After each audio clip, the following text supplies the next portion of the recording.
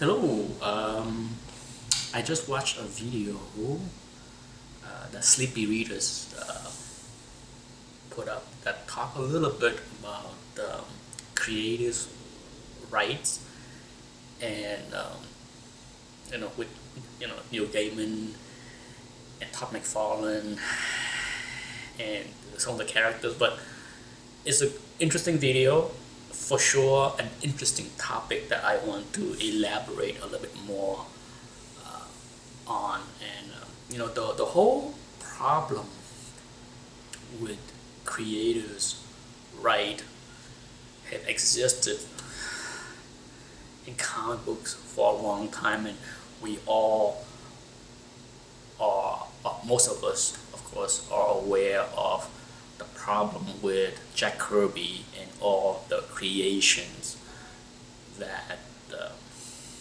he did with Marvel, and how sadly he did really benefit from the fruit of his labor.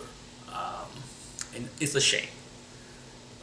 There are many to blame, and unfortunately, he's not. Jack is no longer around to enjoy the fruit of his labor.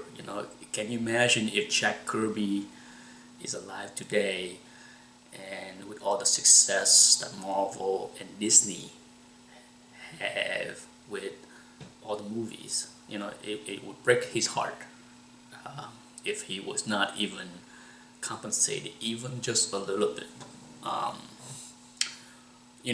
there are a ton of written documents as well as videos that you can see on YouTube of many people discussing the rights and the problems with creators' right and all the issues. So I'm not gonna go into the legalese of who's right, who's wrong, because that has been debated even longer than Kirby.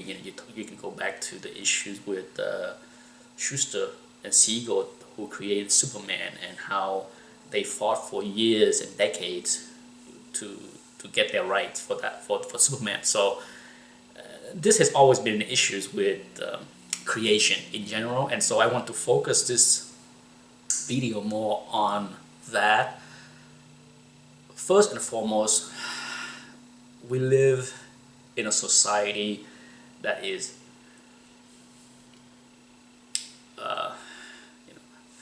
I think outside of many other countries, we are the most litigated society. Okay, I don't think there's going to be any dispute by anybody that there are more lawyers and lawsuits and all kind of little fine prints in almost every document in this country. There's more of all that in this country than anywhere else in the world. Okay, we our brightest doesn't go to school to become doctors and engineers. Many of them go to become lawyers. And there's enough jokes and things talk about lawyers and how much we don't like lawyers and stuff like that. So I'm not going to go into a lawyer bashing rant. But what I want to talk about is trying to figure out how to protect yourself as a creator. I can only relate this area of the topic to my own experience, and hopefully, it would maybe give insight to how things work. When I graduated out of college, out of my master degree, my MBA in 1993, I got a job with a very small firm. There was 9 other people working there. I was like the 10th employee, and this company was fairly new, but it was very how should I say it was not basically it was owned and run by a couple accountants and lawyers. Okay, so there was, at the time, I believe there was 4 principal owner out of the 9 employees that was there. So there's 4 accountants slash lawyers that were there, and then there's 5 other workers, including 1 secretary and a bunch of other CPAs there, and I was a 10th employee that got there. And this is 1993, and they were not even networking. They were so old-fashioned, to share files between the worker. They were still copying floppy disk, and pass back and forth. It was very old-fashioned. So when I got hired, one of the first things I did was, even though I was not an IT kind of guy as far as degree, I'm just like, this got to change. We have moved beyond floppy disk, so let's rewire the office and get everybody connected. So I started that process for the company, as well as stepping into a role that they did hire me for.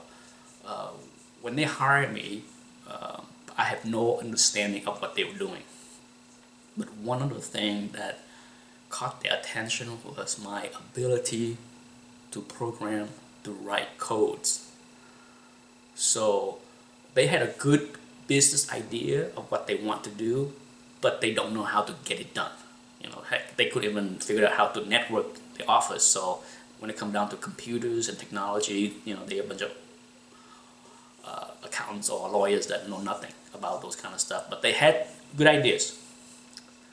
So they brought me in with an idea that I maybe can utilize my programming skills to somehow do something for them that can bring them to the new age of technology, and maybe help them grow, make them more efficient. So I was there. So that was my primary job. Of course, I signed a contract. Here, like I said, this firm is owned by a lawyer as well as some CPA. So he drafted a contract that I signed, and I know nothing.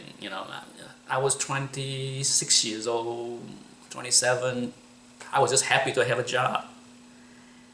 And just to tell you how poorly paid the job was, my salary here out of MBA school was $30,000 a year. So it's not like I'm getting rich, okay?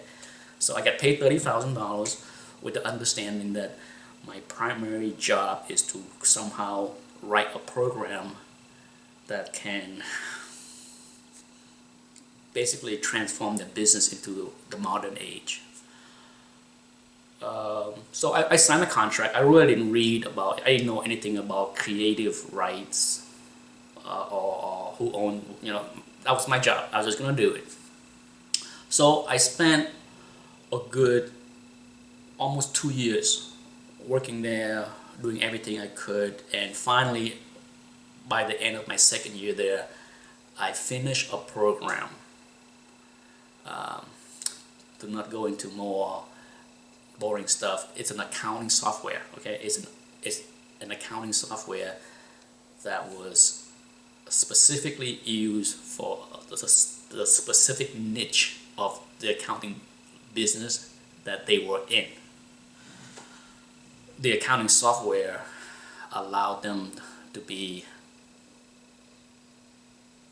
it's hard to quantify, but 10 times, 20, 30, much more efficient. Okay, they can literally do 3, 4, 5 times the amount of workload with the new program that I created compared to what they were doing 2 years earlier. So they can exponentially grow the business, expand the business, and become much more efficient with fatter margin, you name it. Okay, so we launched the software, and it was, I spent a lot of time debugging, fixing everything, and it works well. So in the second, by the end of the second year when I launched it, there was a Christmas party, and the owner of the business granted me a bonus check for a job well done, because everyone was so happy. All the principal owner, all 4 owners that was there was excited that, they are about to embark on the massive growth of the business as they foresee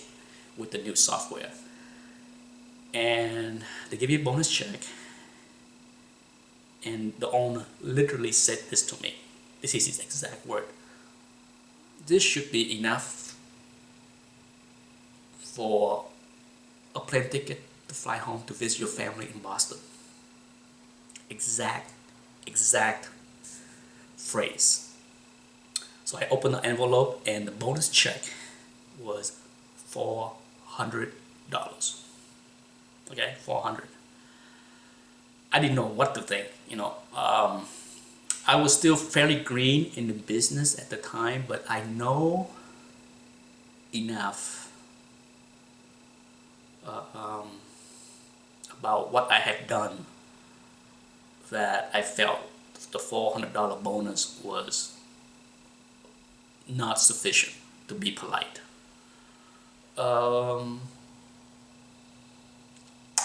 So to cut it short, a week later I resigned from my position. I quit because I just felt cheated. I felt that I talked to the business owners, and their view was, you're hired to do this. Sure, you wrote the code, you wrote the program, you spent all your time in the last 2 years working hard to make this product for us, but we hire you to do it. So guess what? You get what we want to give you. That's it. Okay? Done. And like I said, in short, I understand what I did, and I understand the circumstance I was in. I was not happy about it. The lesson learned was bitter. It's funny because what happened was, prior to finish the program, I have a lot of friends that are in the programming business. They are true programmers, and over the 2 years I was writing my own code, many of them started to hint to me that be careful, okay? Since you sign some kind of contract with the company, most likely you will get screwed. That's just the way software business is, okay? That's why programmers, that's what happened to programmers. You hire to write a program, and when it's done, you toss aside and you get squat. So too bad you didn't really negotiate well at the start to somehow get some kind of equity in your work, but it's too late now. Okay, so be careful, and that's all you can do. And one of them did give me a good advice. One of my friend jokingly said, well, if you're gonna get screwed, don't give them everything. You'd be stupid to give them everything and then get nothing for it. So keep something for yourself, or keep some of the better ideas, or hold back some of the stuff that you're doing, so that in the future maybe you can do something for yourself. But that was basically what he said in a short way. I didn't think much of it, but I finished the product as requested. Basically, I give them exactly what they wanted. Sure, I had other ideas in my mind of how I can make it even better, okay? But I did not incorporate in the final product. So I did take my friend advice that don't give them the best that you can do, because you never know the outcome of this event. So I quit the business to move forward and cut it short. After I left the business, the company exploded in growth, and a few years later it was sold for something like $17 million. So the four owner of the company was able to reap the spoil and the benefits of what I created. I was not bitter when I heard the news that they had cashed out on the success of the business using what I created. By then, this is a few years later, it was not a big deal to me, but it was a lesson that I learned, and I want to, hopefully pass along to people that watch this video is, first and foremost, no matter what you do, read the fine print. It's the most boring advice I can give you, but understand what you get yourself into is probably the best thing that you can do, because at the end of the day, sadly, most people care about money, okay? And whether morally is right or wrong to share some of the spoil, the profit, the extra income with the people that deserve it, that's not how it's done. For the most part, the greedy people act the way most people will act under those circumstances. They are all there to protect their own interests, and that's go with everything that happened with Jack Kirby. We can debate forever about the legalese of the contract, work for hire, all that stuff that Jack did, but ultimately, as Marvel becomes successful, regardless of the contract, morally, it would be nice to see him get more recognition for his work when he was still alive and get compensated even a little bit. Giving him a portion. When Marvel went public and issued stock, it would have been nice if they give Jack Kirby a small share of the company. Heck, it would be nothing for the business to give Jack Kirby 0.1% of the stock at the IPO, when they went public and issued stock, as a thank you. There was a lot of things. At the end of the day, there was a lot of things that can't be done, that could have been done to compensate Jack, regardless of what's in the contract or what's under the law. And that's, I think, saddened me more than anything. I work with lawyers every day, so it's not pretty. I understand all the legalese and the fine print and how ugly all those things come back to bite many people. But at the same time, I'd like to think that morally, if I was in a position to compensate somebody beyond what the contract provided, I would, if I was reaping the reward in a big way. Why not? Why not share a little bit of something?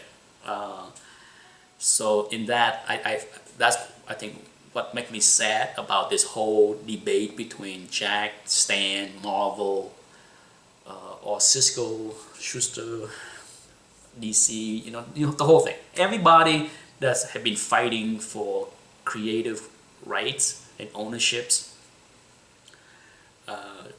to me, there's a separate issue beside the contract. There is a moral issue that I think, for me, I would sleep better at night knowing that, I reward somebody for doing something that I find that enrich me. If somebody do something that make me a lot of money, I have no problem sharing some of that wealth, okay?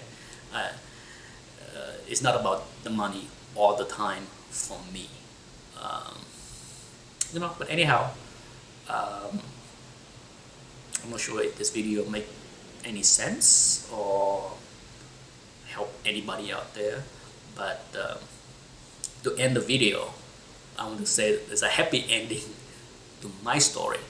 So I worked there for 2 years. I wrote the program, they launched the software, run the business, grow the business, all that stuff. And by 1996, 2 years after I left that and did something else, I decided that it's time for me to launch my own software. Because it's been eating at me for 2 years. So for 2 years, this whole thing about feeling ripped off and underappreciated eats at me. Okay, so more like a year and a half later. So by early 1996, I believe, I decided that there is something that I can do perhaps, and maybe start my own business. But at the same time, here I am, fairly green, don't know anything about the business. Sure, for that particular accounting niche business that firm was in, I did the software, but other than that, I don't know the rest of the business. I don't deal with the customer, the clients, all that stuff. So I spent most of my days in front of the computer trying to debug my software and write the code. So I don't know much about the business. But for a year and a half after I left the firm, all of these ideas, improvements, things that I can do better, I can improve the software, all that stuff is in my head. So I approached the firm.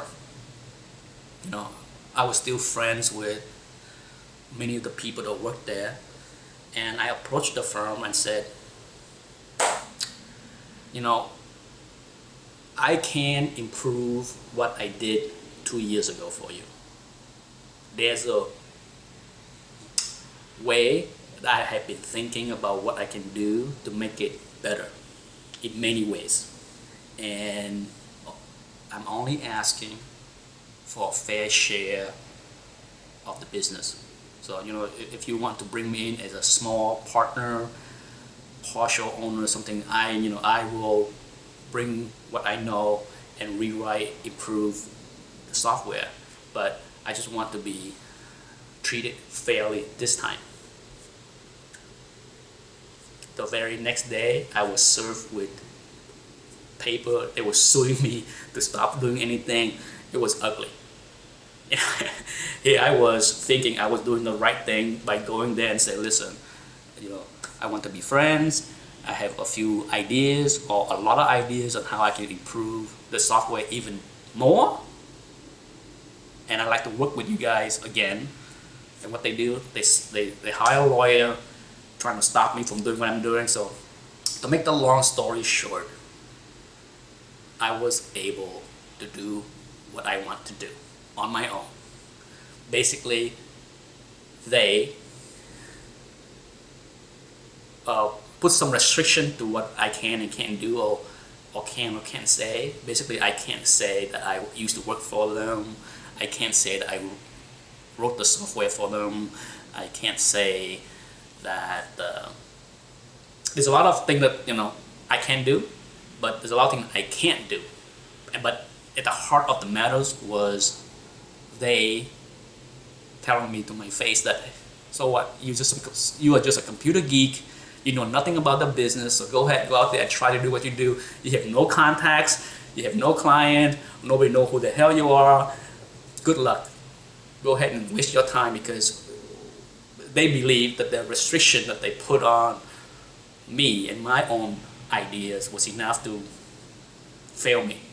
Guess what? It did.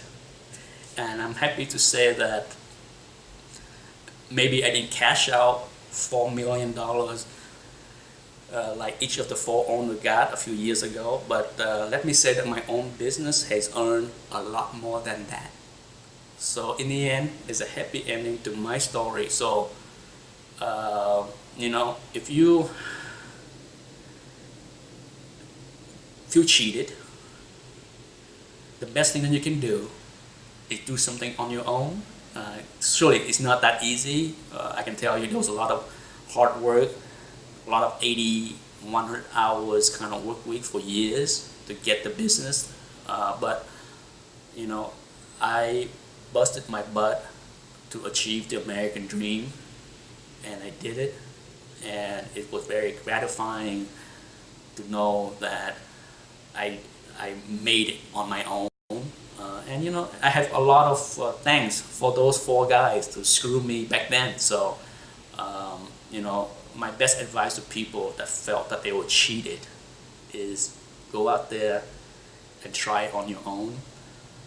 Just try. You gotta, you know, it's you know, that's the best thing about living in America.